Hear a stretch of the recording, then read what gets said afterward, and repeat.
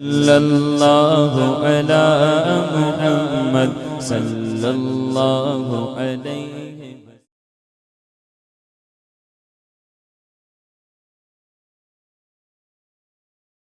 بسم اللہ الرحمن الرحیم نحمدہ ونصلی علی رسولہ الکریم اما بعد فاعوذ باللہ من الشیطان الرجیم بسم اللہ الرحمن الرحیم۔ فیضان فرض علوم سبق نمبر 8 موضوع ہے جنت کا بیان۔ جنت کیا ہے؟ جنت ایک مکان ہے کہ اللہ تبارک تعالیٰ نے ایمان والوں کے لیے بنایا ہے۔ اس میں وہ نعمتیں مہیا کی ہیں جن کو نہ آنکھوں نے دیکھا، نہ کانوں سے نے سنا، نہ کسی آدمی کے دل پر ان کا خطرہ یعنی خیال گزرا۔ جو کوئی مثال اس کی تعریف میں دی جائے سمجھانے کے لیے ہے، ورنہ دنیا کی اعلیٰ سے اعلیٰ شے کو جنت کی کسی چیز کے ساتھ کچھ مناسبت نہیں۔ اگر جنت کی کوئی ناخن بھر چیز دنیا میں ظاہر ہو تو تمام زمین و آسمان اس سے آراستہ ہو جائیں، سج جائیں، اور اگر جنتی کا کنگن ظاہر ہو تو آفتاب کی روشنی مٹا دیں، جیسے آفتاب ستاروں کی روشنی مٹا دیتا ہے۔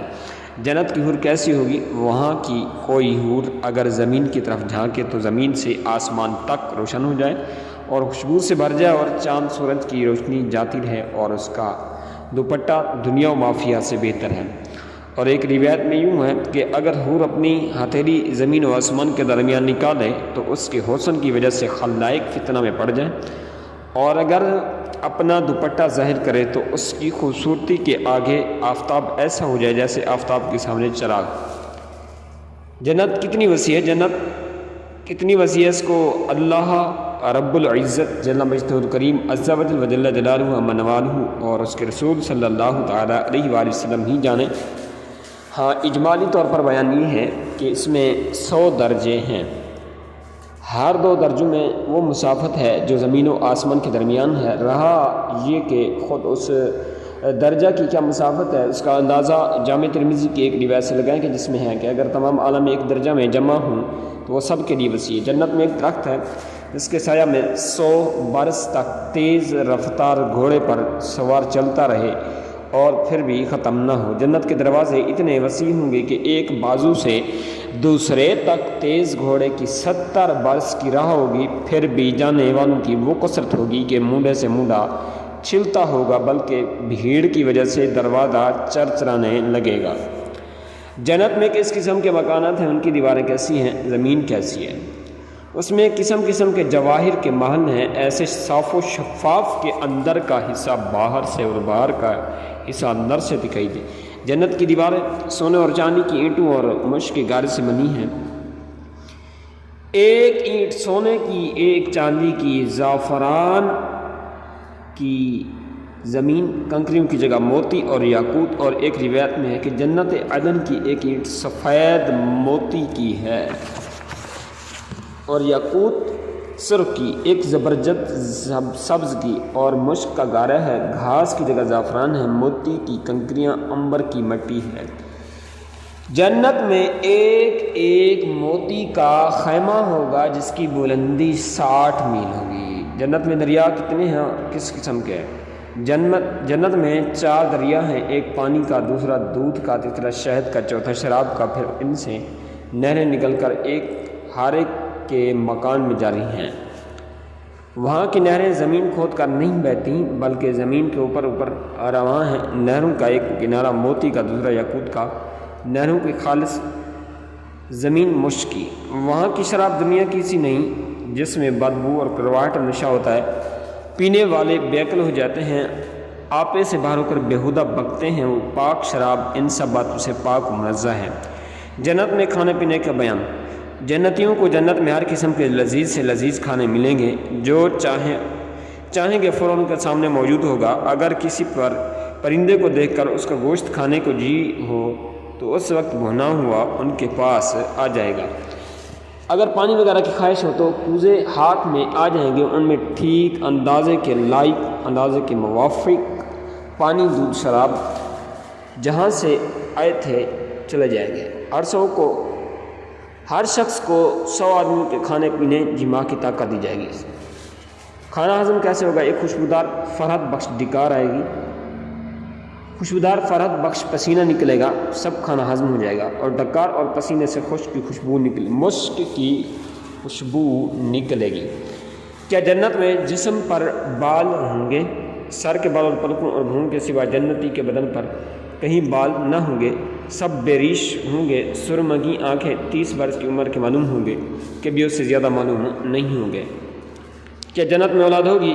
اگر مسلمان اولاد کی خواہش کرے تو اس کا حمل اور وضع اور پوری عمر یعنی 30 سال کی خواہش کرتے ہی 1 ساتھ میں ہو جائے گی۔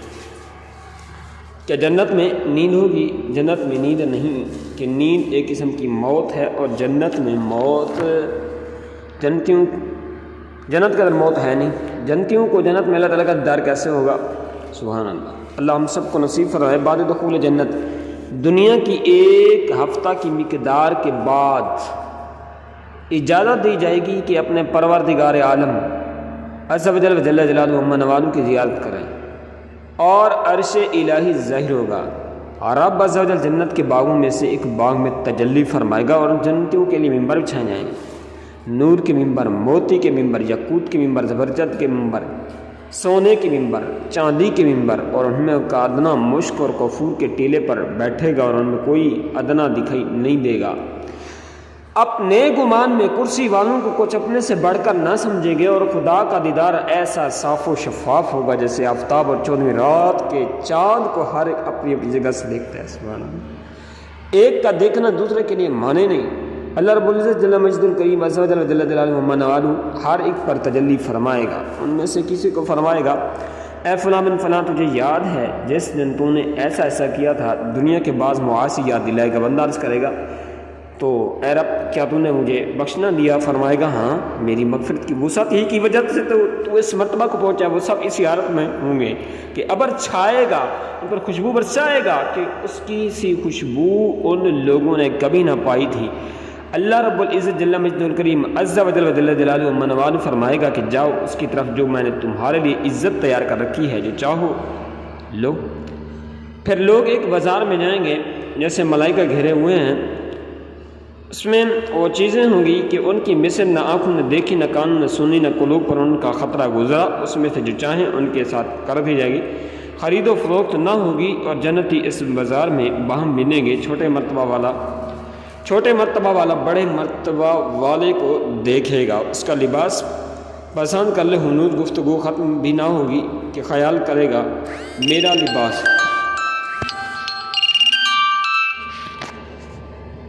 صلو علی الحبیب صلی اللہ تعالی علی محمد صلی اللہ تعالی علیہ وآلہ وسلم۔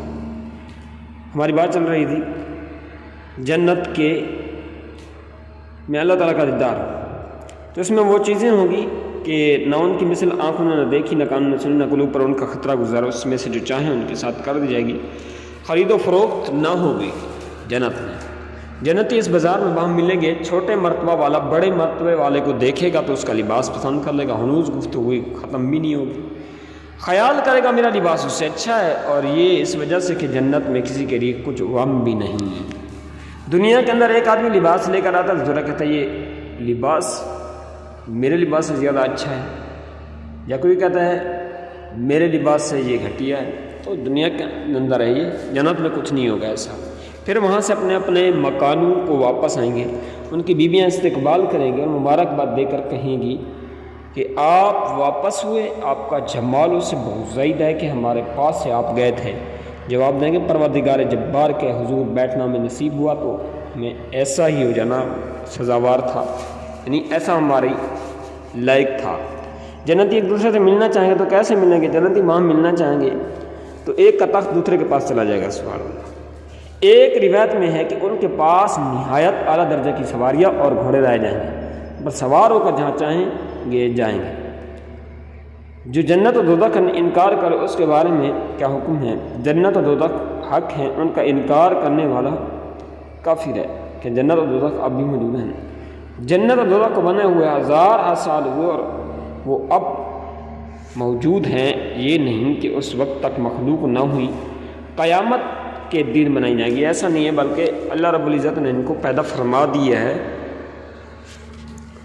اللہ رب العزت ہم سب کو اسلامی تعلیمات پر عمل کرنے کی توفیق رفیق نصیب فرمائے، آمین بجاہ نبی الکریم الامین صلی اللہ تعالی علی محمد صلی اللہ تعالی علیہ وآلہ وسلم۔ صلی اللہ علی محمد صلی اللہ علیہ وسلم۔